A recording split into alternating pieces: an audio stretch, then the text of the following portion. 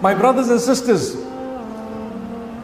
the Quran, the duty that we have towards it is not just to recite it, not just to recite it, but it is to try and understand it, to implement it, to convey the message. A person was asking me, telling me, you know what, I cannot concentrate much in Salah. Can you give me a remedy? Concentration in Salah, you see, Shaitan is an expert in his field. You know, he has a PhD in his field. Shaitan has a very high degree in his field. You know what he does? He knows that now you are trying to plug with Allah subhanahu wa ta'ala. So as you're standing in Salah and you say Allahu Akbar, he comes to you and he says, hey, your phone is going to ring just now. So now you're worried about your phone ringing. Then he says, you know, it's getting a bit late. So now you're worried about the time. Then he says, immediately after this you have a meeting. So now you're worried about the meeting. Then he says, you're going to need to go and eat just now. The food is getting cold. He says, now you're worried about the food and it getting cold. Then he says, you know, there is a sale somewhere down at the other shop.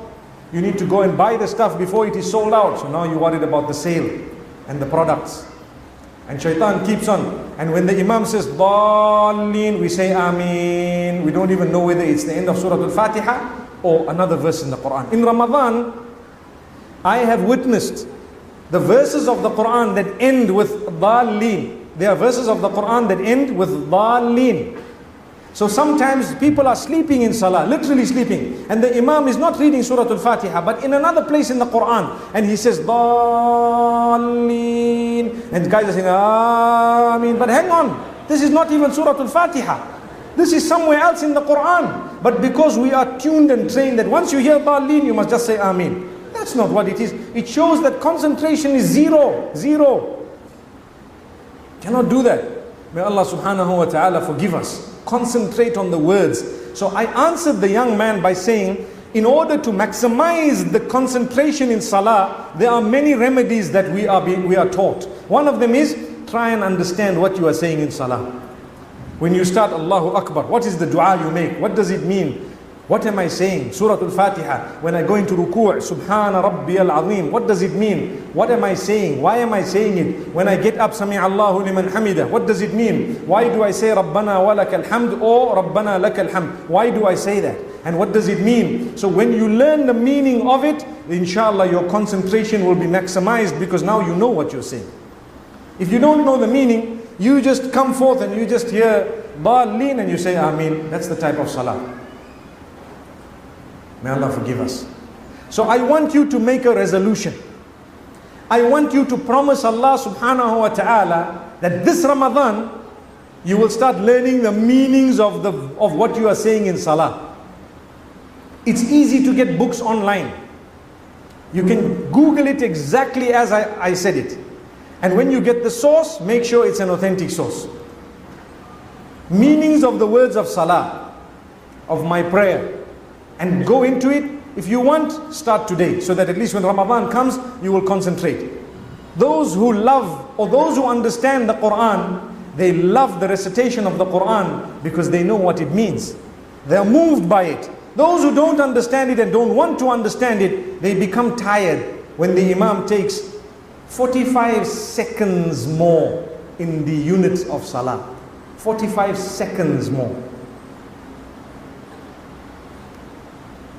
May Allah subhanahu wa ta'ala forgive us. We are worried about seconds and minutes. I promise you the amount of people who look at their clocks when it comes to Salah, Taraweeh in Ramadan is unbelievable. I think we should be having a notice on every masjid door to say, like you remove your shoes, leave your watches outside. No time must be told inside this masjid. That's it. We would enjoy our prayer much more. Leave your watch at home. Don't look at the time. This is Allah. But a lot of us time. I remember reading Salah, and I remember clearly there was a man next to me, and every little while he looks at his clock and he's shaking his head. And I'm thinking, what's going on? You in Salah, the Imam is reading, you're looking at your clock and shaking your head. Instead of Abdullah, you've become Abdul Clock. May Allah subhanahu wa ta'ala forgive us. There are many Abdul clocks that appear in Ramadan. We're worshipping the clock every little while. Look at it, look at it. Yes, if there is something really wrong, like for example, the Imam starts reading a long surah and he just doesn't end. Maybe you might want to raise the issue to say, mashallah, you read very well, alhamdulillah. Or you want to raise it with someone to say, I think it was a little bit long because there are some old people, there are some children, there are some this and that, whatever, but in a nice way. But if for every small thing, you see there is a hadith that says the Imam must be considerate of the elderly. That does not mean he must read alif, ba, ta, tha and go down. No.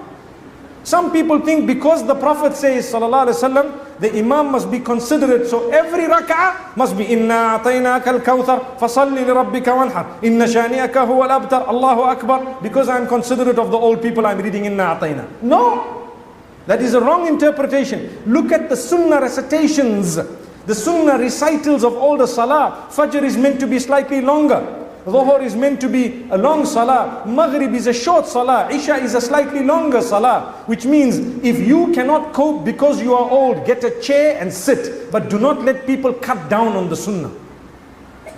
I hope we've understood the meaning here. People misinterpret it. Some scholars also misinterpret it. They say, brother, you're reading too long. Brother, I'm reading the sunnah. This is the sunnah recitation. I'm supposed to be reading these surahs or this length in salah. And in Taraweeh, for example, well, let's talk about Salah and Farad first.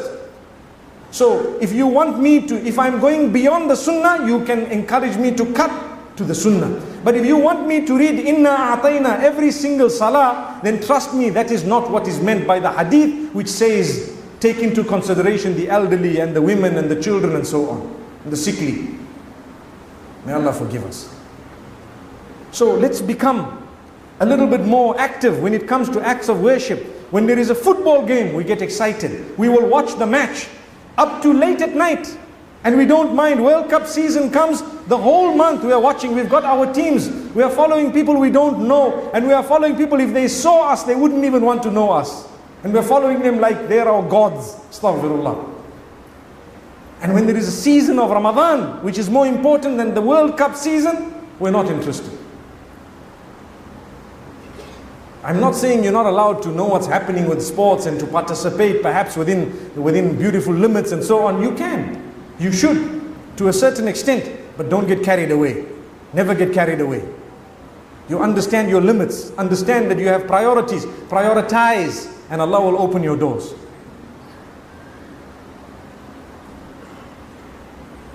So inshallah we are making some resolutions here that we will start by the will of Allah subhanahu wa ta'ala learning what we are saying in salah. Is that fine?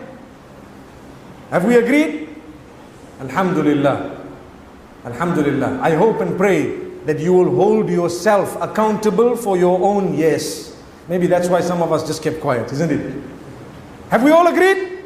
Yes. MashaAllah. Remember, you said yes. When you look in the mirror, tell yourself, I said yes. I said yes. Let me go back. So every time you look in the mirror, remind yourself, hey, I said I will learn the meanings of salah. We read 5 salah a day. I hope so. Some of us just read 4 and 3. Some read 2. Some read 5 a week. Some read 5 a year. When we say there is Muslims should read 5 salah. Some people translate it as a day, a week, a month, a year. One wonders a lifetime. Allah knows best. May Allah forgive us. It is every single day. Wallahi, the benefit of prayer is huge. It is so big that you won't believe it does for you. It brings about calmness. When you can go into the prostration position known as sajda for the sake of Allah, and you can declare His praise in that position and remain in there with a beautiful feeling, you see how you feel when you get up. You feel like Allah is yours and you belong to Allah. And that is the case. You feel so good. When we feel far from Allah, it's because we are the ones who've distanced ourselves. We don't want to read 1 line a day. I told you 1 line of the Quran a day. 1 line. No one can say that that's too much. Subhanallah. May Allah make it easy for us to fulfill